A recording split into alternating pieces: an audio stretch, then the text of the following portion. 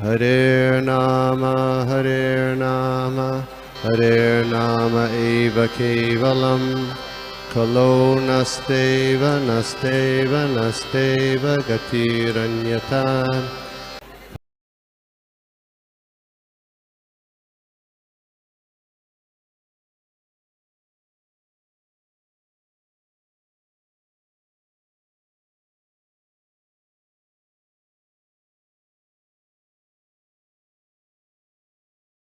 Thank you.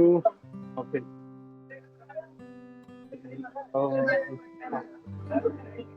ठीक है, हम लोग स्वागत करते हैं आज के इस प्रातःकालीन साधुसंग ऑनलाइन सत्र में। तो यहाँ पे आज हम लोग देख रहे हैं श्रीमद् भागवतम। हम लोगों ने 24वां अध्याय पूर्ण किया था, तो 24वें अध्याय का सार हम लोग आज देखेंगे। हम लोग 24वें अध्याय का सार, और इसको दो भागों में देखेंगे। आज जो है आधा अ, अध्याय हम लोग आज देखेंगे, आधे अध्याय कल देखेंगे, क्योंकि बहुत सारे श्लोक हैं। तो मंगलाचरण से हम लोग शुरू करते हैं। ओम नमो भगवते वासुदेवाय। ओम नमो भगवते वासुदेवाय। ओम नमो भगवते वासुदेवाय। नारायणं नमस्कृत्य नरं चैव नरोत्तमं देवीं सरस्वतीं व्यासं ततो जयमुदीरये। नष्टप्रायेषु भद्रेषु नित्यं भागवत सेवया भगवती उत्तम श्लोके भक्तिर्भवति नैष्टिकी।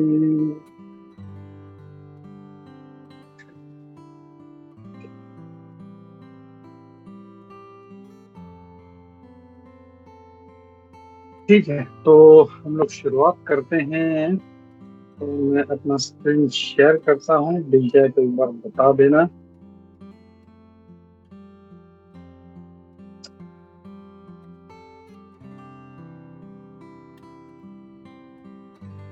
I hope you can see my screen. या थैंक यू। तो हम लोग देख रहे हैं चैप्टर 24। इसके थोड़ा सा पहले जाते हैं हम लोग। तो पिछले अध्याय में क्या हुआ था कि देवावती माता शोक कर रही थी और वो करदम मुनि से वो वार्तालाप कर रही है। तो वो क्या कहती है कि वन मस्ट का, तो वो बहुत दुख कर रही है कि आप तो अब जो है आप छोड़ के जाने वाले हैं। तो आपका जो आध्यात्मिक स्तर था वो मुझे पता नहीं चला, मैंने बस आपसे प्रेम किया। और अब ये जो आपके प्रति आकर्षण है, ये अब थोड़ा सा जो है इससे मैं मुक्त हो जाऊं और सब भय से है सारे से मुक्त हो जाऊं। नहीं सॉरी, ये आपके प्रति जो मेरा प्रेम था उससे मेरा जो भय है वो सारा वो मेरा इस चला जाए। फिर कहती है माता कि अ, जो इंद्रिय तृप्ति के लिए संग करते हैं वो पक्का जो है वो कर्म बंधन की तरफ बढ़ रहे हैं। लेकिन ये जो मेरा संग था किसी साधु के साथ, उसने मुझे मुक्ति दिलाया है। यद्यपि भले ही मैंने इसे पूर्ण ज्ञान के साथ नहीं किया है।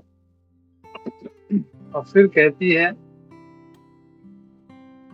अगर कोई भी कार्य हमें आध्यात्मिक रास्ते पे नहीं ले जाता, कोई भी जो अ, जो जो धार्मिक रीति रिवाज यज्ञ वगैरह है, उससे अगर वैराग्य नहीं आता, और कोई भी जो वैरागी है वो अगर भक्ति की तरफ नहीं, वैराग्य हमें भक्ति की तरफ नहीं ले जा रहा है, तो ये सब सारा व्यर्थ है सारा। और फिर लास्ट श्लोक में वो कहती हैं कि My lord, surely I have been solidly cheated by the insurmountable energy of the Supreme Godhead. For in spite of having obtained your association, which gives liberation from material bondage, I did not seek such liberation. हे नाथ, मैं पक्का मुझे जो है मेरे जो इस माया ने मुझे ठग लिया है, क्योंकि आपका संग पाने के पश्चात ही जो है जो मुक्ति दिला सकता है मुझे। मैंने कभी मुक्ति की कामना नहीं की। तो यहाँ पे ये जो देवाहुति का जो शोक है वो अध्याय खत्म होता है और हमारा अध्याय 24वां शुरू होता है। यहाँ पे अब मैत्रेय मुनि बोलना चालू करते हैं। वो क्या कहते हैं कि भगवान विष्णु की याद करते हैं। मतलब हम देख रहे हैं कि देवाहुति माता कर्दम मुनि से वार्तालाप करते हैं। कर्दम मुनि, अब कर्दम मुनि जब उनका जब ये खत्म हुआ तब अब आ, आ, कर्दम मुनि क्या कहते हैं उनसे वो देखते हैं। तो कर्दम मुनि कहते हैं तो भगवान विष्णु का जो शब्द है उनको याद आते हैं और फिर वो कहते हैं कि उन्होंने उस देवती माता को उत्तर दिया और क्या कहा। जो वो आगे देखते हैं हम लोग, वो उन्होंने देवती माता को उत्तर दिया और जो पूर्ण वैराग्य के साथ ये जो है वो बता रहे हैं। इसमें कोई तात्पर्य नहीं है। दूसरा जो श्लोक है, अब आगे क्या कहते हैं कि आप कृपया आप निराश न हो हे राजकुमारी। तो राजकुमारी करके उनको संबोधित करते हैं। आप निराश न हो, आप बहुत ही प्रशंसनीय हैं और भगवान शीघ्र ही तुम्हारे गर्भ में अवतरित होने वाले हैं। यहाँ पे ये हमने देखा था। फिर तीसरे श्लोक में वो क्या कहते हैं, तुमने बहुत सारा जो है व्रत लिया हुआ है तो भगवान इसलिए तुम्हें आशीर्वाद देंगे, तुमको कृपा करेंगे और इसीलिए भगवान पे पूर्ण श्रद्धा रखो। है ना, worship the Lord with great faith. पूर्ण श्रद्धा से उनका पूजा करो। फिर अपने इंद्रियों पर संयम रखो, व्रत का पालन करो, तपस्या करो और जो भी धन है हमारा वो यानी तुम्हारा वो उसको दान दो। तो यहाँ पे प्रभुपाद जी तात्पर्य में बहुत अच्छा इसको आगे हमको बताते हैं कि जो क्या बोलते हैं दान, उसका बहुत महत्व है। और वो कहते हैं कि अगर हमको आध्यात्मिक रूप से अगर आगे बढ़ना है या भगवान की कृपा पानी है तो हमें आत्म संयम रखना पड़ेगा और जो है हमको इंद्रिय तृप्ति से दूर रहना पड़ेगा। तो ये बहुत सिंपल बेसिक चीज है, क्योंकि अगर आत्म संयम नहीं है और इंद्रिय जैसे कुछ खाने का मन किया, आत्म संयम नहीं, अरे वाह बहुत अच्छा वड़ा पाव चलते चलते दिख गया तो हाँ मैं खा लेता हूँ, या कुछ भी खाने का चीज दिख गया, तो आत्म संयम नहीं है। और this can be for anything, any senses, आंखों के लिए, मुंह के लिए, एनीथिंग। तो आत्म संयम बहुत जरूरी है और अपने इंद्रिय तृप्ति को कंट्रोल करना है। और सारे जो must follow the rules and regulation, सारे जो रूल्स एंड रेगुलेशन है उनका हमको पालन करना है धर्म के। फिर आगे चौथे श्लोक में क्या कहते हैं, भगवान तुमसे मतलब after being worshipped bye you, अगर तुमसे पूजित होके वो मेरा नाम और मेरा यश वो चारों तरफ फैलाएंगे। अब यहाँ पे ये क्या कह रहे हैं कि कर्दम मुनि कह रहे हैं कि वो मेरा नाम आगे फैलाएंगे और मतलब उनके लिए फायदा ये है कि उनका नाम फैलाएंगे। और देवाहुति के लिए वो क्या कह रहे हैं कि you will vanquish the knot of your heart, तुम्हारे जो हृदय ग्रंथि है उसका नाश कर देंगे और ब्रह्म का ज्ञान वो सिखाएंगे तुम्हें।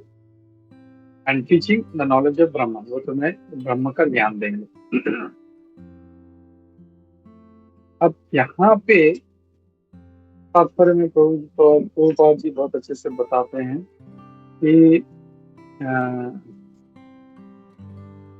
It is explained here that the spiritual knowledge vanquishes the knot of heart. अब यहाँ पे कहा गया है कि जो आध्यात्मिक ज्ञान है वो हमारे हृदय की ग्रंथि को मिटा देता है। हृदय की ग्रंथि जो है वो बहुत स्ट्रांग होती है और आध्यात्मिक ज्ञान उसको मिटा देती है। अगर हम लोग देखते हैं कभी कभी ज्ञान बहुत होता है, लेकिन अगर वो ज्ञान उस हृदय ग्रंथि को नहीं मिटा रहा है तो उस आध्यात्मिक ज्ञान का कोई उपयोग नहीं है। तो ये बहुत जरूरी है कि वो जो आध्यात्मिक ज्ञान है वो इस हृदय ग्रंथि को मिटा दे। यहाँ पे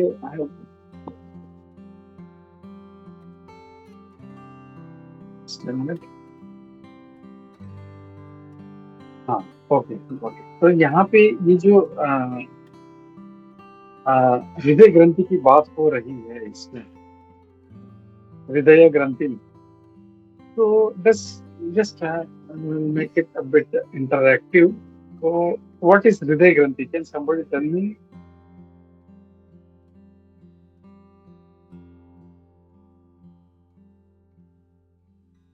ये हृदय ग्रंथि क्या है और हमको कहा गया है कि काटना चाहिए। हरे कृष्णा प्रभु जी, दंडवत प्रणाम। दंडवत प्रणाम सभी भक्तों को। मेरे हिसाब से काम, क्रोध, लोभ, मोह, मद, मत्सर यही हृदय ग्रंथि यही हो सकती है। Okay, anybody else? Okay, very good, Mata। हृदय ग्रंथि क्या है? हमको काटना क्या है, हमको ये समझना चाहिए। हमको काटना क्या है पता नहीं, तलवार लेके हाथ में घूम रहे हैं, दुश्मन कौन है पता नहीं, बस घुमाए जाएंगे आंख बंद करके, तो फायदा नहीं है इसका। At least we should know what is हृदय ग्रंथि और हमको किसको काटना। ये नॉलेज देके करना क्या है मुझे? नॉलेज तो हम लोग बहुत जमा कर रहे हैं, इतने सालों से सुन रहे हैं, लेक्चर सुन रहे हैं, हम लोग कोशिश करते हैं कि मैं बेस्ट प्रवक्ता बनूं, लेकिन what is the use? We should know that. So what is that हृदय ग्रंथि? प्रभु जी, काटना है तो अटैचमेंट को काटना है ना? अटैचमेंट को काटना है। Okay, so you mean to say that attachment is हृदय ग्रंथि। आई थिंक सो, यस प्रभु जी। ठीक है। So anybody else wants to try? Surat Madhav, Satyaraj। ये ईगो, अपना अहम या फिर फैमिली अटैचमेंट।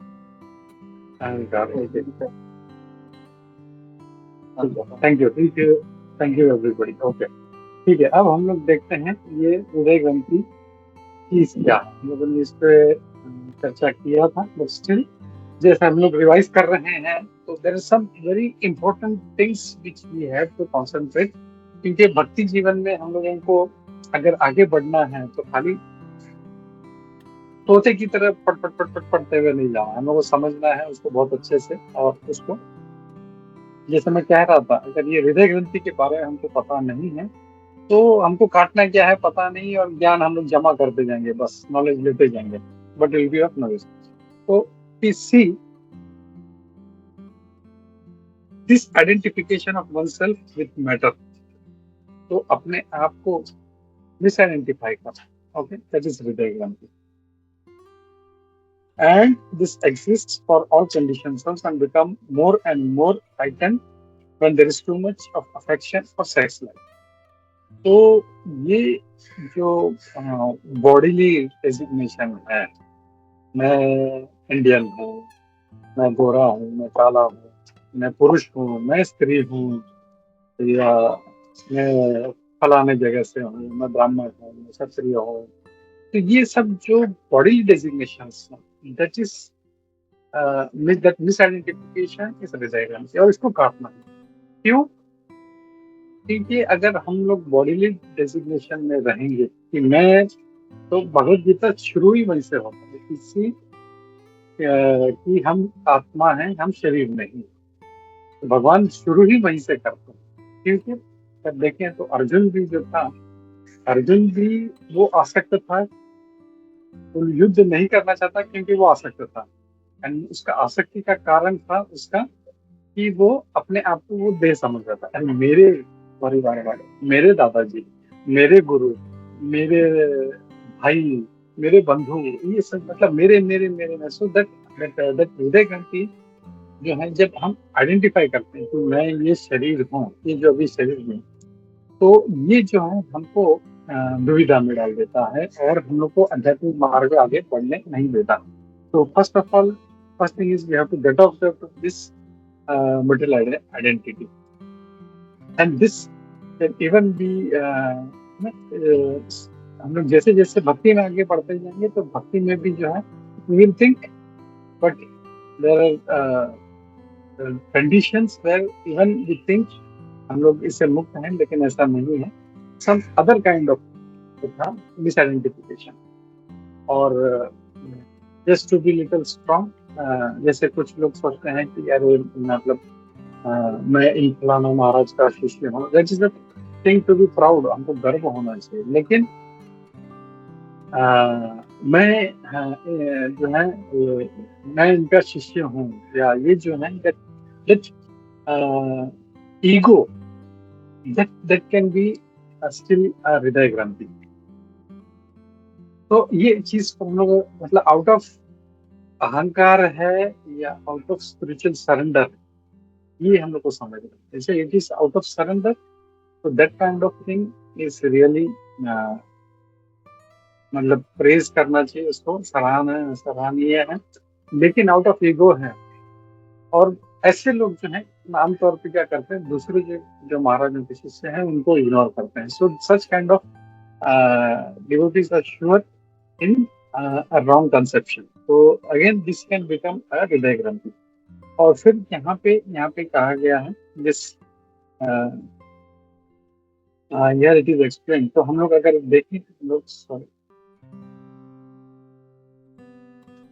तो यहाँ पे श्रीमद् भागवतम में ये जो श्लोक है 5वें अध्याय का, पुंस स्त्रियामितु निभावमेत तयोर्मितो हृदय ग्रन्थिमाहु अतो ग्रह क्षेत्र श्रुता प्रवृत्त जनस्य मोहोयम अहम ममेति. तो ये हृदय ग्रंथि, attraction between male and female is the basic principle of metal existence. जैसा प्रभुपाद जी वहां पे कह रहे थे, तो इस श्लोक में भी यही कहा गया. तो ये जो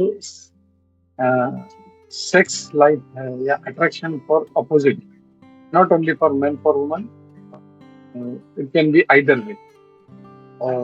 तो ये जो अट्रैक्शन है ये हमारा बेसिक जो प्रिंसिपल है मेटल एग्जिस्टेंस का, तो इसको तोड़ना है.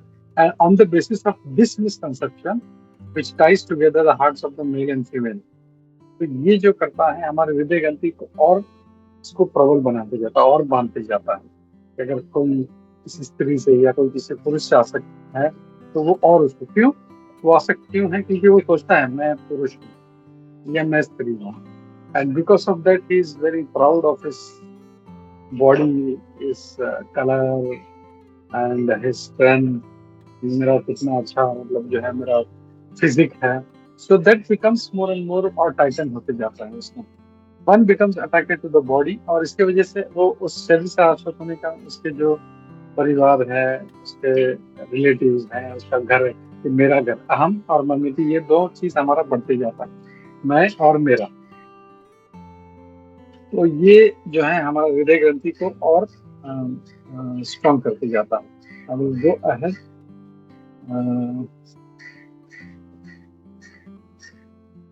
है श्लोक नंबर 4 पे, यहाँ पे हमने हृदय ग्रंथि. फिर आगे प्रभुपाद जी कहते हैं, for those who anchor after material positions, society, friendship, love, this not of affection becomes very strong. और जो ऐसे मिस आइडेंटिफिकेशन में है, मैं शरीर हूँ,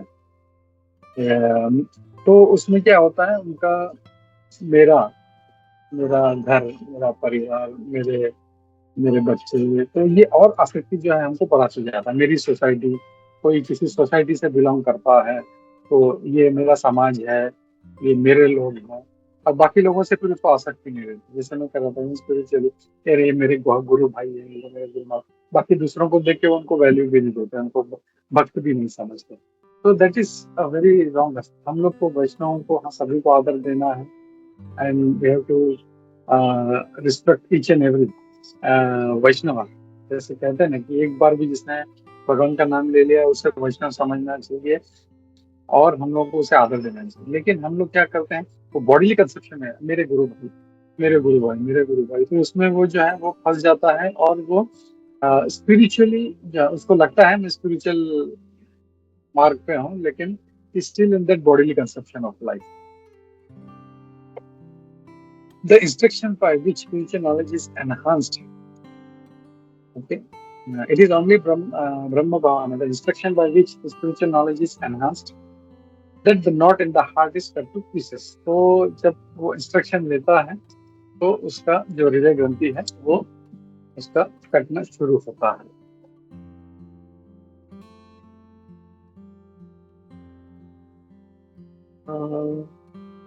ओके,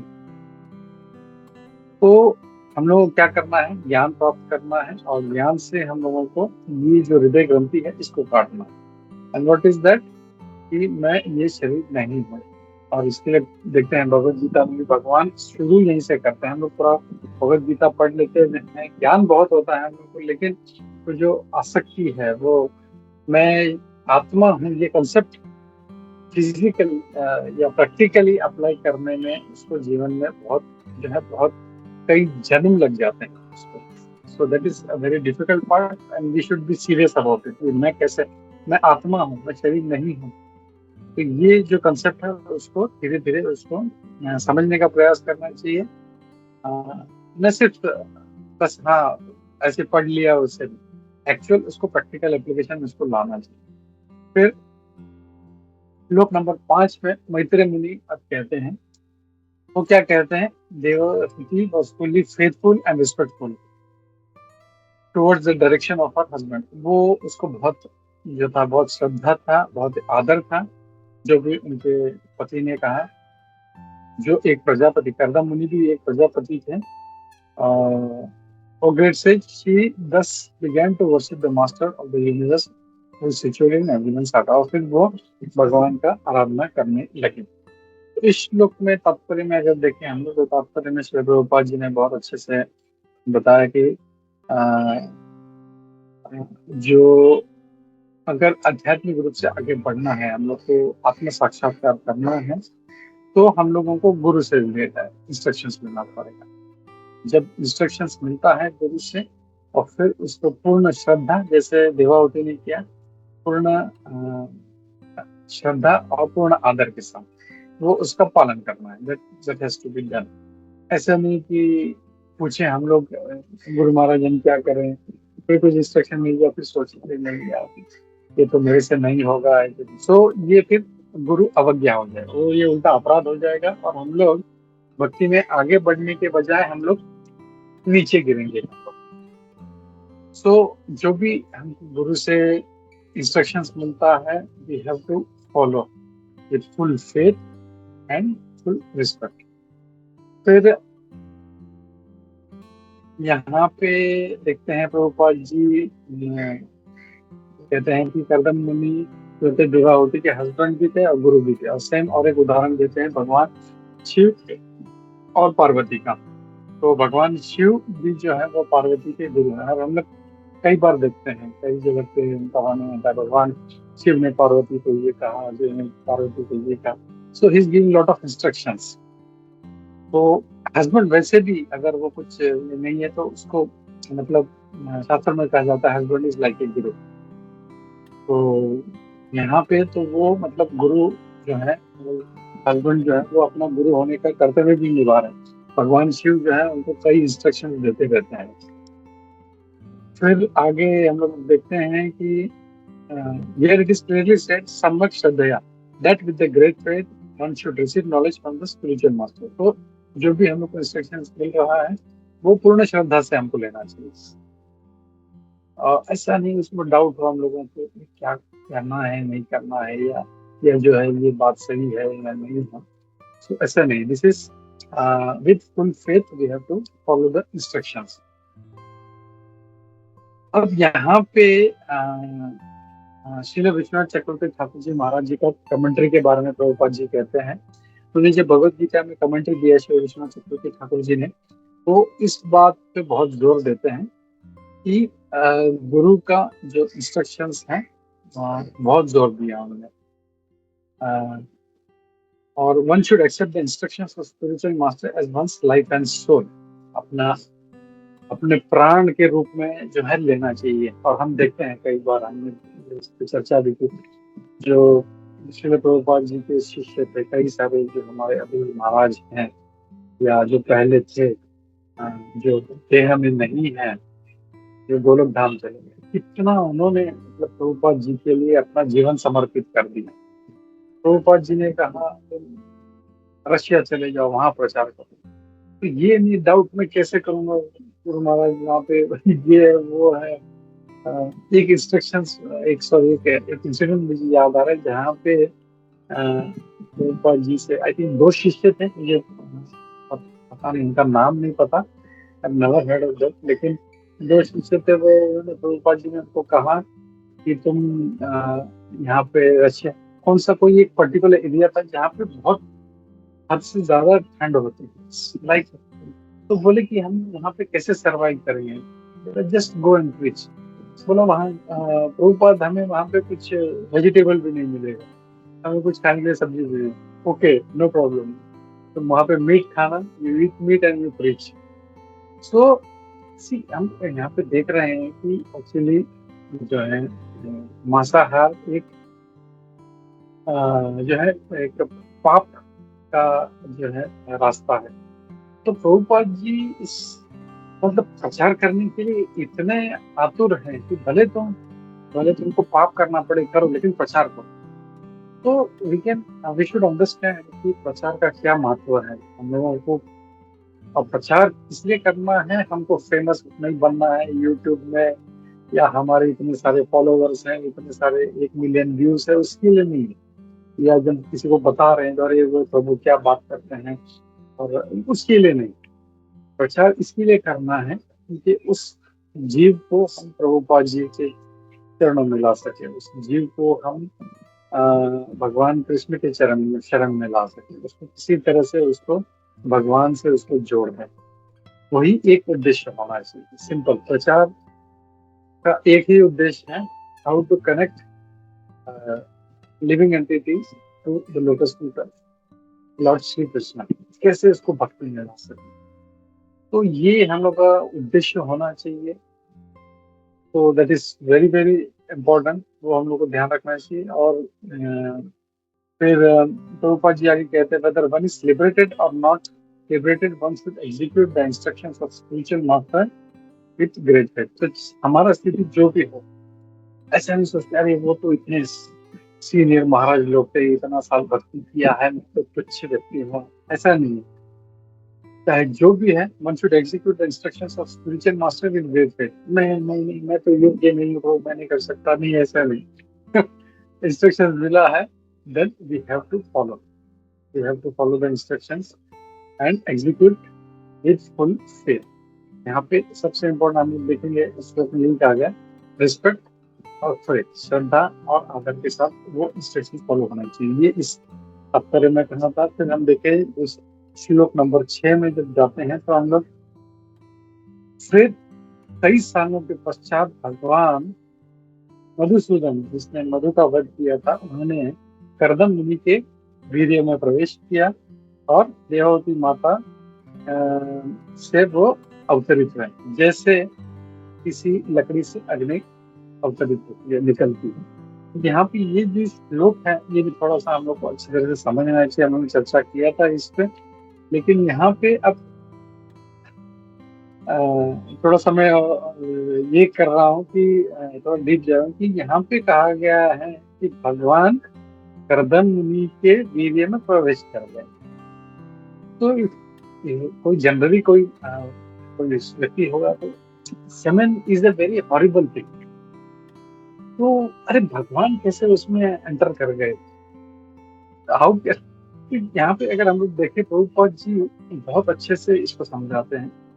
एक चीज तो वो फायर से शुरू करते हैं कि जो अग्नि है वो लकड़ी में रहती है, बस उसका एक प्रोसेस है और उसको कैसे निकालना है ये पता होना चाहिए। तो fire is already there in that wood. तो इस उदाहरण से हमको समझाते हैं। फिर आगे कहते हैं similarly God is all pervading, he is everywhere and since में ही में कम आउट फ्रॉम एवरीथिंग, वो कहीं से भी आ सकते हैं। वैसे ही भगवान भी जो है वो कहीं से भी आ सकते हैं। प्रभुपाद जी इसमें उदाहरण भी देते हैं, हम देखेंगे कि भगवान जो है वो कहीं से भी आ सकते हैं। इसके लिए ये जो है just as an ordinary living entity takes his birth by taking shelter of the cement by certain event। तो हम लोग को ऐसा नहीं समझना चाहिए कि जैसे जीवात्मा कर रही है वैसे भगवान भी वैसा अवतरित हो रहे हैं, नहीं, वैसा नहीं है। And he says this manifest his full independence to act in any way. भगवान किसी भी तरह से जो है वो लीला कर सकते हैं, उसमें कोई प्रश्न नहीं है। वो यहाँ पे अगर देखें, हम लोग प्रभुपाद जी उदाहरण देते हैं, वराहदेव कहाँ से आए थे? Quickly,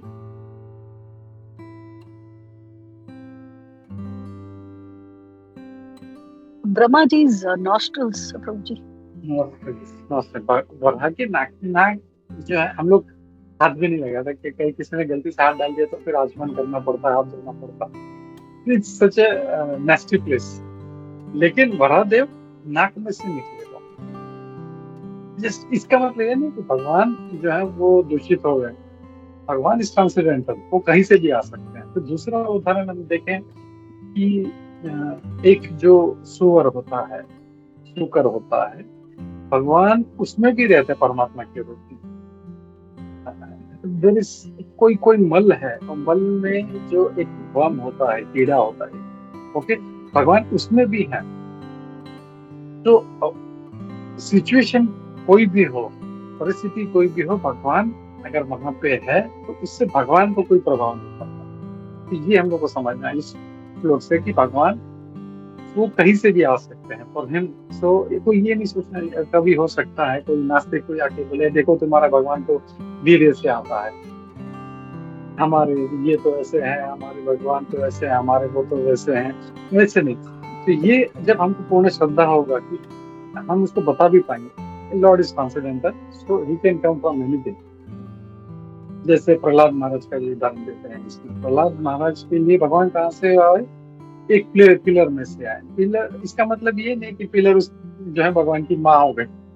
he is everywhere and he can come from anywhere, so it doesn't matter. जैसे वो ना अंडांतरस्तु परमाणु चयान्तरस्तमी, ब्रह्मा जी बोलते हैं कि एक एक एटम में भगवान है।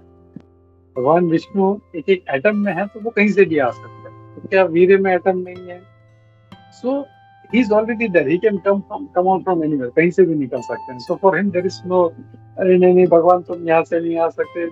जैसे वो हम लोग उदाहरण देते हैं प्राइम मिनिस्टर का या प्रेसिडेंट का, if he is travelling, Lal signal उसको नहीं रोकेगा। तो भले लाल है, वो क्रॉस भी करेगा तो पुलिस वाला के चालान नहीं काट सकता, भाई चलो बस तुम फाइन भरो। No, that rules doesn't apply to him. वैसे ही भगवान का भी ऐसे ही है, he is already present and he does his leela, तो कभी भी जो है कहीं से भी आ सकते हैं। सो ये हम लोग को इस श्लोक को बहुत अच्छी तरह से हम लोग को समझना है। फिर आगे अगर देखें तो या फिर 7वें श्लोक में अगर हम लोग जाते हैं, हम लोग सॉरी मैं थोड़ा सा फास्ट जाता हूँ अभी।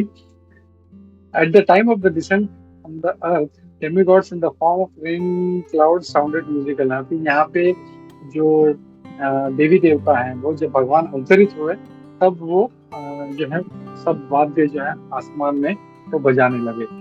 तो द सेलेस्टियल म्यूजिशियंस, गंधर्व जो है वो गान करने लगे, अप्सराएं जो है वो नृत्य करने लगे। इसमें कोई तात्पर्य नहीं है।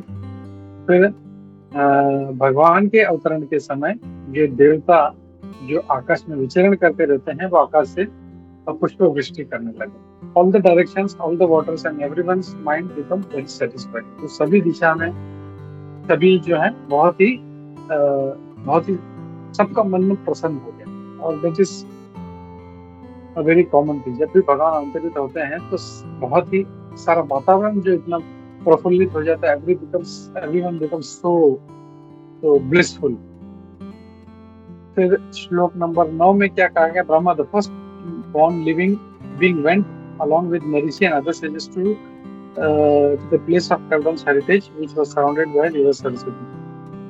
तो ब्रह्मा जी, मरीचि और जो दूसरे जो ऋषि थे वो कर्दम मुनि के वहां पे आश्रम में गए, जो सरस्वती नदी से घिरा हुआ था, तो सराउंडेड बाय रिवर सरस्वती।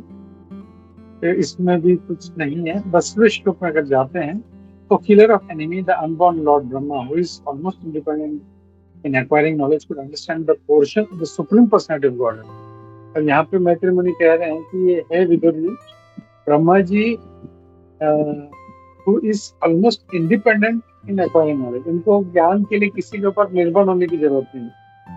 हम जानते हैं ब्रह्मा जी को ज्ञान कैसे मिला, भगवान ने खुद दिया उन्हें और खुद उनको सब बताया।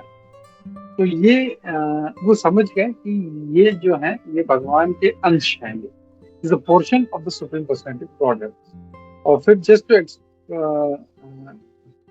he had appeared in the womb of Devati just to explain the complete state of knowledge known as सांख्य। और भगवान का अवतरण क्यों हुआ, वो सांख्य योग में। जैसे हर अवतार का एक अवतार कार्य होता है, तो जो कपिल मुनि जो आए थे, भगवान कपिल आए थे, वो सांख्य योग सिखाने के लिए आए थे। इसमें यहाँ पे प्रभुपाद जी कहते हैं कि एक इमिटेशन कपिल था, यानी एक बोलते एथिस्ट जो था, नास्तिक कपिल था, उसका भी कुछ उसने कहा है। तो कुछ लोग उसको सांख्य मानते हैं, लेकिन यहाँ पे उसको प्रभुपाद जी मना कर रहे हैं, इसको नकार रहे हैं कि ये वो वाला नहीं है।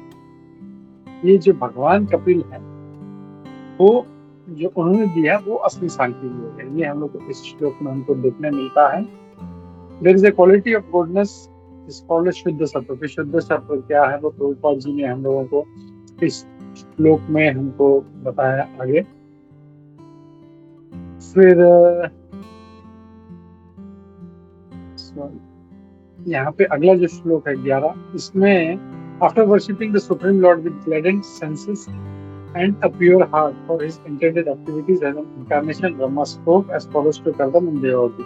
अब भगवान जो थे वो अवतरित होने के पश्चात ब्रह्मा जी कर्दम मुनि और देवावती से वार्तालाप करने लगे। इसमें कहते हैं Brahma is therefore a liberated soul. Brahma ji जो है वो मुक्त आत्मा है, वो इस भौतिक जगत के वो इंचार्ज हैं एंड वो दूसरे जीवों के समान नहीं है। तो देखें तो तत्व देखें तो भले ही वो भी एक जीवात्मा है, लेकिन he is very very high, he is a liberated soul, मतलब साधारण जीवों की तरह नहीं है। ये यहाँ पे प्रभुपाद जी इसमें कह रहे हैं और इसलिए उनका कहना जो है वो महत्वपूर्ण है। Very important what is called this. There is a verse spoken by Brahma in which he says that he does not know what the Vedas, what the Puranas are, but while others may be interested in the Vedas and Puranas, he is interested in Nanda Maharaj, who appeared as the father of Krishna. That Brahmana wanted to worship Nanda Maharaj because Supreme Personality of Godhead as a child crawled in the yard of his house। अब यहाँ पे एक भाव एक भक्त का प्रकट किया गया है कि वो भले शास्त्र में क्या लिखा है, वेद में क्या लिखा है, पुराण में क्या लिखा है, उसमें जो भी हो, मैं उन नंद महाराज की सराहना करता हूँ जिसके घर में भगवान जो आके खेलते हैं, और इसके लिए मैं नंद महाराज की है। So he is giving respect to the devotee. भगवान से ज्यादा उस भक्त को रिस्पेक्ट देते हैं कि अच्छा इनके घर में बाप रे भगवान आ रहे हैं, तो हाउ ग्रेट ही। तो मैं इनका जो है मैं सराहना करता हूँ। फिर से ऐसे डिवोटी का जब कृपा लेते हैं तो ऑटोमेटिकली उनके भगवान उनकी शरण में आए हैं, मतलब उनके घर में आए हैं, तो how great he will be, कितने महान होंगे। और ऐसे भक्त की कृपा लेंगे तो ऑटोमेटिकली हम लोग भी जो है भक्ति में आगे बढ़ेंगे। तो उनका मूड ये नहीं कि जैसे कई बार देखते हैं, जैसे कनिष्ठ जो एक भक्त होता है उसका सोचना यही होता है बस भगवान, बस मतलब सबको धक्का मारते हुए धक धक धक एकदम ऐसा सबको हटा दे, हटो हटो हटो, मुझे दर्शन करना हो जाता है, भगवान को दर्शन करता है, कोई खड़ा है तो उसको सरकार हट बाजू, मुझे दर्शन करना। सो he doesn't see the Lord in that। उस व्यक्ति में भगवान को नहीं देखता है, सिर्फ वो देखता है बस यहीं पे भगवान है और कहीं पे। तो ये कनिष्ठ व्यक्ति का लक्षण। लेकिन जो एक उत्तम अधिकारी है वो हर जगह पे भगवान को देखता है। इसीलिए ये मूड है कि ये कितने महान भक्त हैं और इनके घर में भगवान अवतरित होते हैं, तो हाउ ग्रेट ही इज। तो ये एक मूड हमको इसमें यहाँ पे देखने मिलता है। श्लोक नंबर 12 में अगले जब जाते हैं तो ब्रह्मा जी कहते हैं my dear Kardama, since you have completely accepted my instructions without duplicity।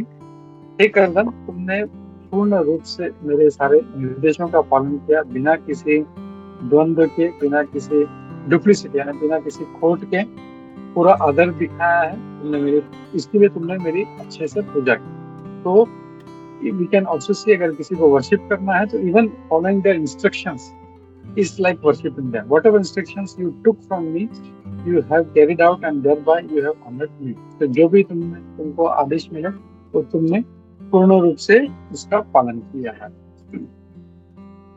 श्लोक नंबर 13 में जब जाते हैं, sons ought to render service to the father exact। अब यहाँ पे पिता का या गुरु का पालन कैसे करना चाहिए ये अब ब्रह्मा जी बता रहे हैं। बोले कि sons ought to render service to the father exactly to this extent। तो किसी भी पुत्र को जो है अपने पिता का ऐसे आगे का पालन करना चाहिए। One should obey the command of his father or spiritual master with difference। saying yes sir, बिना किसी जैसे अरे नहीं किसी कुछ मिला तो पहले वो तो हम लोग आजकल नॉर्मली कलयुग में देख रहे हैं, कोई भी हो वो पहले ही शुरू ही ना से करते, जब उनको बोले तो नहीं नहीं नहीं नहीं प्रभु ऐसा नहीं होगा, नहीं नहीं नहीं ऐसा नहीं हो सकता। तो विदाउट एनी ड्यू डिफरेंस, मतलब बिना किसी क्या बोलते हैं ना उससे डिफरेंस यानी उससे अलग मतलब होके, हाँ जो भी आदेश मिला ओके ये करना ठीक है यस। हम देखते हैं प्रभुपाद जी के हमारे जितने भी महाराज हैं ऐसे मतलब जो इंस्ट्रक्शंस मिला, रशिया में जाओ प्रचार करेंगे चले गए, ईरान में चले जाओ, सऊदी में चले जाओ, जहाँ इंस्ट्रक्शंस मिला वो वहाँ पे जाके उन्होंने प्रचार किया। तो ऐसे होना चाहिए। We should have that kind of faith and that kind of respect to the orders of spiritual master. तो ये यहाँ पे ब्रह्मा जी कह रहे हैं। फिर यहाँ पे बहुत अच्छे ये तात्पर्य में पॉइंट्स हैं। द सन और disciple should accept the words of spiritual master and father without hesitation, बिना किसी हिचकिचाहट के वो पालन करना चाहिए। फिर आगे कहते हैं whatever father and spiritual master order should be taken without argument. Yes, there should be no instance in which the disciple or the son says this is not correct, I cannot carry out। When he says that he is fallen। ऐसा नहीं जब instruction मिला है तो नहीं नहीं नहीं ये गलत है, ऐसा नहीं करेंगे वैसा नहीं करेंगे, नहीं, it has to be taken seriously. अगर वो ऐसा नहीं करते तो ही इज फॉलन।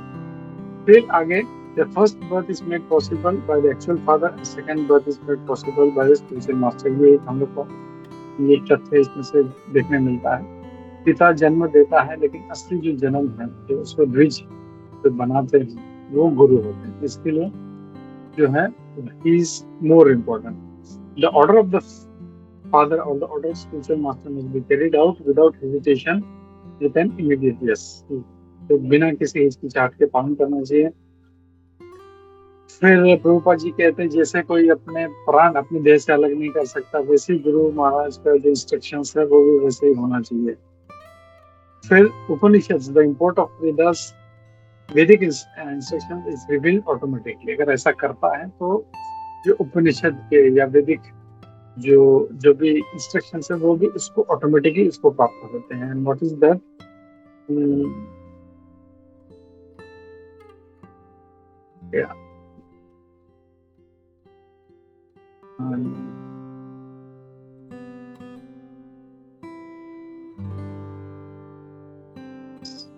वो श्लोक था, वैदिक श्लोक था।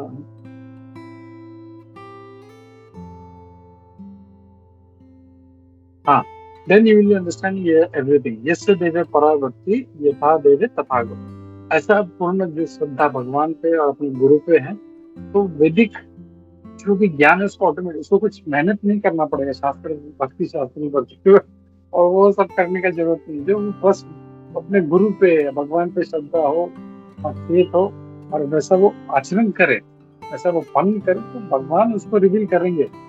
वो क्या है? स्वयं एक स्फूर्ति आता है, भगवान उसको रिवील करेंगे अपने आप। तो ये हम लोगों को एक इसमें प्रभुपाद जी बताते हैं। वन में भी materially considered an illiterate man, कोई हो सकता है कोई अनपढ़, कोई कहे या अनपढ़ है, लेकिन अगर गुरु पे श्रद्धा है, भगवान पे श्रद्धा है तो सारे शास्त्र उसको अपने आप समझ में आएंगे। श्लोक नंबर 14, इसमें क्या कहा गया? ब्रह्मा जी फिर कर्दम मुनि, अब यहाँ पे जो है उनकी जो 9 पुत्रियां हैं उनके बारे में वर्णन शुरू होता है। तो कर्दम मुनि उनकी जो 9 पुत्रियां हैं, हम जानते हैं कि उनकी 9 पुत्रियां हुई थी। उसके बाद में फिर भगवान कपिल अवतरित हुए थे, तो वो उनका वर्णन करते हैं। हमारी सारी ये जो व्हाट इज दैट वर्ड, सुमध्यमा, तो जो 3 लिस्टेड डॉटर्स है वो बहुत ही पतिव्रता है, they are very chaste and I am sure they will increase this creation by their own descendants in variation. और ये पक्का जो है ये अपना जो सृजन जो है वो उसको आगे बढ़ाएंगे। तो वी नो करदम मुनि भी एक प्रजापति थे, हमने देखा वो और उनका कार्य था, और उनकी जो पुत्रियां हैं उनके माध्यम से उन्होंने और इसका जो सृष्टि को आगे बढ़ाया इसमें। फिर हम जाए श्लोका नंबर 15 में, therefore today please give away your daughters to the foremost of the sages। तो तुम जो है अपने सारी पुत्रियों को, ये जो महान ऋषि हैं सारे, उनको दे दो। विद ड्यू रिगार्ड्स, एक बहुत अच्छा इसमें मुझे अच्छा लगा था, with due regards for the girls temperaments and likings, उनके यथा शीलम यथा रुचि, जैसा उनका शील है, जैसा उनका रुचि है, ये उनके हिसाब से उनका विवाह करा। तो इसमें तात्पर्य में श्री प्रभुपाद जी जो 9 ऋषि हैं उनका नाम दे रहे हैं जिनसे उनका विवाह हुआ था। मरीचि, अत्रि, अंगिरा, पुलत्स्य, पुलह, क्रतु, भृगु, वशिष्ठ और अथर्व, ये 9 ऋषि थे। और यहाँ पे प्रभुपाद जी कहते थे again, the daughters should be handed over to the respective rishis, not blindly but according to the combination of character and taste. उनका क्या कैरेक्टर है, उनका क्या टेस्ट है, ऐसे नहीं बस वो ऐसा कोई फल पकड़ा है और ये लो तुम पकड़ो, ये तुम ये पकड़ो, ऐसे दे आर इमोशन, उनमें इमोशंस है, उनका क्या लाइकिंग है, उनका क्या रुचि है, उनका क्या टेस्ट है, ऐसे किसी को नहीं पकड़ाना है। तो उसके हिसाब से ये यहाँ पे भागवतम में हमको देखने मिलता है, उन्होंने भी वैसे ही किया। और फिर यहाँ पे प्रभुपाद जी ने एस्ट्रोलॉजिकल कैलकुलेशंस के बारे में उन्हें महत्व दिया है कि जो कुंडली है उसके हिसाब से विवाह होना करना चाहिए। अगर कोई दैवी गुण में देवगण होता है और आसुर देवगण होता है, राक्षस गण होता है, फिर और भी ऐसे अलग अलग गण होते हैं। तो जो प्रभुपाद जी कहते हैं, a girl of godly quality should be handed over to a boy of godly quality। तो जो देवगण है लड़की, उसको किसी देवगण वाले लड़के से विवाह करना है। But if the girl is demoniac and the boy is godly, then the combination is incompatible. अगर लड़की असुर गण की है और लड़का देवगण का है तो उनका विवाह कराएंगे तो कॉम्बिनेशन मैच नहीं हो, क्योंकि वो एक असुर गण है, उनका कैरेक्टर वैसा है, और ये जो है ये देवगण वाला, इसके गुण जो है वो थोड़े अच्छे हैं, ये बहुत पैशनेट है और ये बहुत शांत है, तो वो मैच जो है वो सही नहीं होगा। इसके लिए हमने उसके ऊपर चर्चा भी किया था कि कुंडली वगैरह जो है वो सब देख के इस बार जो है वो विवाह करवाते हैं। फिर भागवतम के 12वें स्कंद में कहा गया है कि कलयुग में जो शादी है will be accepted only on the consideration of the sex। सिर्फ मैथुन के लिए ही विवाह होगा, और वो नहीं अगर सही चल रहा है तो there will be stone divorces। तो ये हम लोग देख रहे हैं। When the boy and girl are pleased in sex, they get married, and when there is deficiency in sex, they are separate। तो आजकल ऐसे ही हो रहा है। They wanted to live, क्या बोलते हैं, लिव इन रिलेशनशिप में बोलते हैं ना, पहले इस्तेमाल करो फिर विश्वास करो, तो जो ट्राई है ओके, लड़का ठीक नहीं है, ठीक है, लड़की ठीक नहीं है, ओके ठीक है, फिर दूसरा किसी के साथ 1 साल 2 साल लिव इन रिलेशनशिप में रहे, फिर ट्राई किया, फिर इस्तेमाल, फिर विश्वास नहीं और फिर दूसरा। So what is going on, ये सब कहाँ पे ले जा रहा है हमारी संस्कृति को, वैदिक संस्कृति, it's all going for a toss. तो वैसे नहीं होना चाहिए। That is not the important part of the life, especially हमारे वैदिक कल्चर में sex is not important part. आध्यात्मिक प्रगति जो है दैट इज उससे ज्यादा, चाहे वो देखने में कैसा लड़का जो है कैसे भी हो, लड़की काली है, गोरी है, मोटी है, लड़का कैसा भी है, देखते हैं पहले के कॉम्बिनेशन ऐसे ही हुआ करते थे। मतलब ऐसा नहीं है ये ऋत्विक रोशन है, वो ऐश्वर्या राय फिर विवाह हो रहा है, नहीं। लड़का हो सकता है अच्छा, लड़की एकदम काली कलर हो सकता है कि लड़की अच्छी है, लड़का तो दैट बॉडीली क्या बोलते हैं, features were not at all of importance in वैदिक मैरिजेस पहले के जमाने में। बस हाँ, इसका घर बार कैसा है, मतलब पहले तो लड़का लड़की को भी नहीं देखते थे, माँ बाप कैसे हैं, अच्छा ओ ये पुजारी हैं, ये ऐसा करते हैं, ऐसा करते हैं, ये लड़की के पिता ऐसा है, ओ मतलब दोनों के घर अच्छे हैं, ओके विवाह करा दो। मतलब इनका मेंटेलिटी ऐसा है, तो बच्चे उस घर में पले बड़े हैं तो उनका मेंटेलिटी वैसे होगा, इसके लिए इनको विवाह करो। तो दैट वाज, बट नाउ अब कलयुग में है जो सारा उल्टा पुल्टा हो रहा है। विल गो एट श्लोक नंबर 16 में O Kardama, I know that original Supreme Personality of God has now appeared as an incarnation. By his internal energy, he is the bestower of all that is desired by living entities, and he has now assumed the body of Kapil Muni. अब भगवान जो है कपिल मुनि के रूप में तुम्हारे घर में अवतरित हुए हैं। इसमें तात्पर्य में नथिंग, ऐसा नहीं है nothing, everything is important, but just being a summarization part, हम लोग जो इम्पोर्टेंट पॉइंट्स हैं उसको चूज कर रहे हैं। 17वें श्लोक में by mystic yoga and the practical application of knowledge from the scriptures, Kapil Muni is characterized by his golden hair. अब यहाँ पे कपिल मुनि का जो है वर्णन है, उनके केश कैसे थे, उनके सुनहरे बाल थे, गोल्डन कलर के थे, उनकी आंखें जो कैसे थी, वो कमल के समान थी, कमल का जो दल होता है, पत्ता होता है, उसके समान। His lotus feet which bear marks of lotus flower, उनके जो चरणों में थे लोटस फ्लावर के चिन्ह थे, वो हमने देखा कैसे अलग अलग भगवान के पैरों में जो है तलवे पे चिन्ह होते हैं। Will uproot the deep rooted desire of for work in this material, और वो भगवान तुम्हारा सारा जो डिजायर है, वो डीप रूटेड डिजायर, वो सारा हटा देंगे। अब यहाँ पे थोड़ा सा यहाँ पे भगवान प्रभुपाद जी जो तात्पर्य में सांख्य फिलोसफी के बारे में बताते हैं। A man tries to be happy by achieving the fruits of his own honest labor, but actually becomes more and more entangled. तो जितना वो कर्म करने की कोशिश करता है उतना ही और फंसता जाता है। One cannot get out of entanglement unless he has perfect knowledge. अगर निकलना है तो उसको भक्ति करना पड़ेगा और ज्ञान लेना पड़ेगा। अगर ज्ञान नहीं है, वो सिर्फ भक्ति करता रहेगा, तो भी जो है वो हो सकता है भटक जाए। नॉट इन दैट सेंस, अगर वो टॉप मोस्ट जो लेवल पे है, वो सिर्फ सोचे मैं अगरबत्ती घुमा रहा हूँ, सुबह मंगला आरती कर रहा हूँ, तुलसी आरती कर रहा हूँ, तो वो किस भाव से कर रहा है। वो अगर टॉप मोस्ट भाव से कर रहा है तो ही विल गेट बेनिफिट, लेकिन वो नहीं है, वो ज्ञान नहीं ले रहा, भक्तों का संग नहीं कर रहा, शास्त्र नहीं पढ़ रहा है, भगवत गीता नहीं पढ़ रहा है, भागवतम नहीं पढ़ रहा है, तो that is not going to help him progress in spiritual life. और इसीलिए इस्कॉन में भक्ति शास्त्री, भक्ति वैभव, ये सब जो है बहुत इंपॉर्टेंस दिया जा रहा है। ये तुम कोर्स करो और इसको तुम समझो। नहीं तो हम लोग देखते हैं कभी कभी बहुत सीनियर 20-25 साल से हैं, लेकिन फिर भी उनका बिहेवियर ऐसा लगता है कि कोई 6 महीने ही हुआ है इस्कॉन में आके, तो दैट डजंट हेल्प। तो बहुत महत्व है। ठीक है, वेरी इजीली अप्रोच कपिल मुनि के बारे में कहते हैं कि तुम्हारे सारे जो सांख्य फिलोसफी है, ये सारा तुम्हारा ये निकाल देगा उसको, और वो जो सांख्य फिलोसफी है वो सारा इसका प्रचार करेंगे। फिर हम लोग देखते हैं 18वें श्लोक में lord Brahma then told Devavati, my dear daughter of Manu.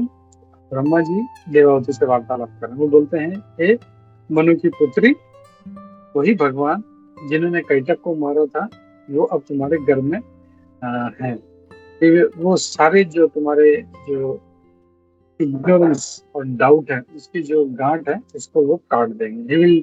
और फिर इसके पश्चात वो सारा पृथ्वी पर भ्रमण करेंगे। तो यहाँ पे अविद्या जो है उसके बारे में आता है। तो यहाँ पे प्रभुपाद जी कहते हैं ये जो वर्ड है बहुत ही महत्वपूर्ण है।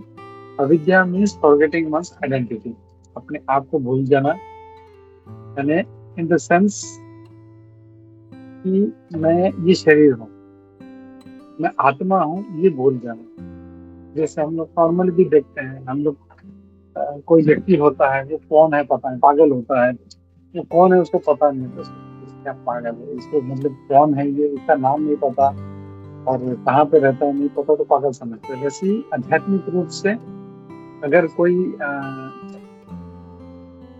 अपने आप को भूल गया है तो उसको हम लोग आध्यात्मिक पागल ही कहेंगे, because it doesn't know himself.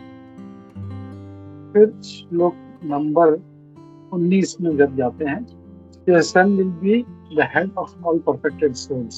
जितने भी जो उच्चतर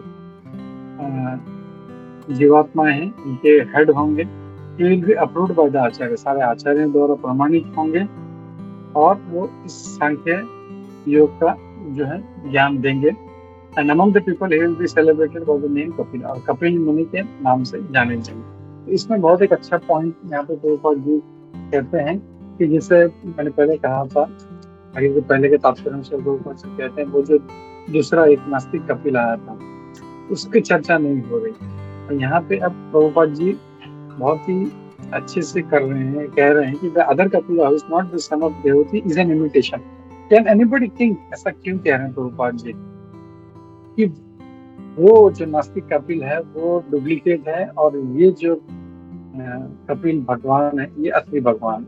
What is the basis of Brahma ji? On what basis he is saying that? ये हम लोग ने देखा था, still we are recapping. Let's emphasize on that. How? Prabhu ji, Yeah. वो कपिल भगवान ने जो सांख्य का ज्ञान दिया वो भक्ति योग के की तरफ ले जाता है, भक्ति की तरफ, जबकि जो दूसरा जो है वो मायावाद है उनका। Sorry, just to counter argue.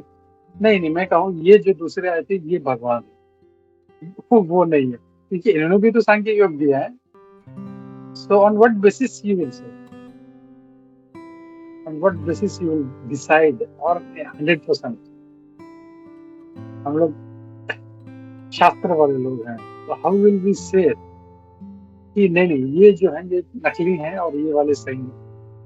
प्रभु जी, इसमें मेरा प्रश्न भी था कि एक्चुअली मुझे अभी तो इनके बारे में सुन रही हूँ और पढ़ रही, मतलब ये आपसे, तो जो दूसरे कपिल मुनि के बारे में जो बात होती है वो जो सगर के पुत्रों को जो श्राप मिला था वो भी कपिल मुनि के आश्रम में से उन्होंने नहीं, वो दूसरे, ये नास्तिक कपिल थे, कोई जो नास्तिकवादी थे और उन्होंने सांख्य जो है उनका जो भी फिलोसफी था वो दिया उन्होंने, और वो सांख्य योग के नाम से उन्होंने उसको पब्लिश किया और फेमस भी है वो। So again we'll come back to questions कि how will you decide this Kapila is imitation and that Kapila is original?